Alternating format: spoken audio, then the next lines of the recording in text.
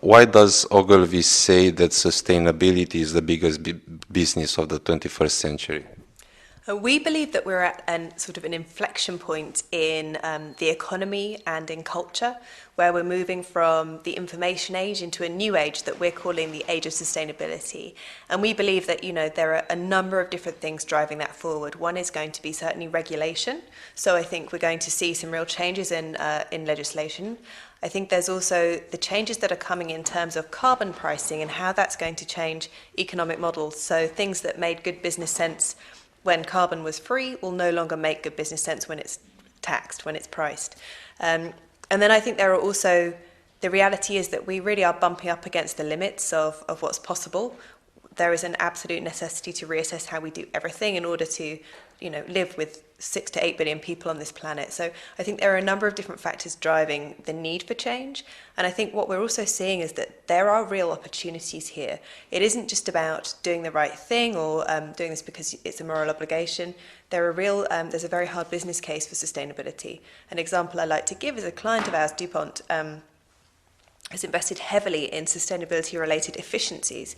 They saved $2 billion last year. That was the same as their profit margin for that year. So I think you start to see how, there are some real hard economic benefits to this. And we've also seen the opportunity for leadership from some of our clients like IBM, like BP and others who, if they move first, they gain real competitive advantage from leading into sustainability, both at a brand level and in terms of the top line growth that they're experiencing. So there are a number of different reasons to kind of make that case, and I think it's becoming more compelling every day. What is the story behind Ogilvy Earth? I understand Ogilvy came up with the idea of establishing such a practice in 2007. This is right.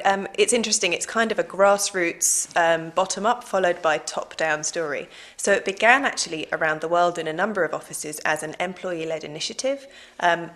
My partner Seth Farben and I began this in 2007 in New York partly because we could see the opportunity, but also partly because we felt a real drive to try and change the way marketing was being done and to help our clients realize this opportunity and to do things in this new way. We then found out that other offices around the world had similar teams of committed, passionate people who were also trying to do the same thing. So then when Ogilvy got a new CEO, Miles Young, at the beginning of this year, he came in. He'd been in Asia where there was also a sustainability practice and could see the opportunity to make this a global unit. So at that point he asked us to take it and turn it into a consolidated global practice area. So what began as a grassroots movement then became kind of also a top-down CEO-led initiative. So we really had the drive from both ends, which I think is going to help us in the future as we drive forward.